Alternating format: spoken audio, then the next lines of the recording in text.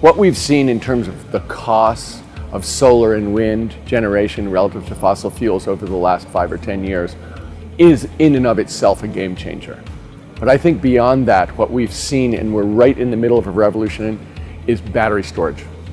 The ability to take renewable resources that aren't 24/7 and store them so that they're usable at any time of the day or night is something which absolutely changes not just the ability to replace fossil fuels, but the ability for individual communities and families to do their own energy generation and storage. I am confident that with 7 billion smart people on the planet, we will come up with some ideas that blow everybody's mind.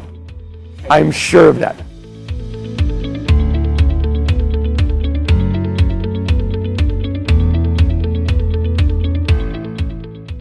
What we see in the United States is we've got 62% of the people in the United States have a leader who is determined to keep their part of the country acting according to the Paris Accords.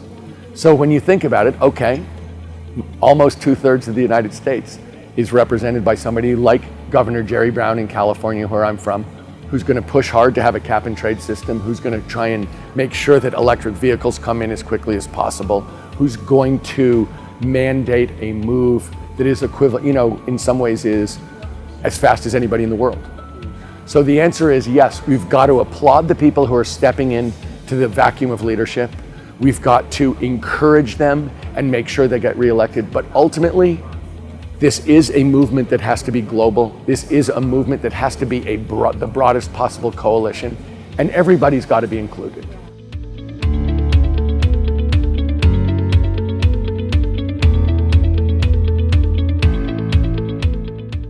Well, I don't want to speak for national governments. I can only observe what's happening. I can't really see into their heads. And I can tell you that, in my opinion, we're not moving fast enough. There's no doubt in my mind that there's an urgency here beyond the actions that are being taken. What we also can say on the good side is to get back to the question you originally asked me about technology, our ability to solve this is greater than we ever knew.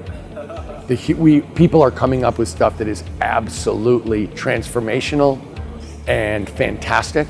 And the question is, are we going to get behind that and make sure it gets implemented, developed as fast as possible?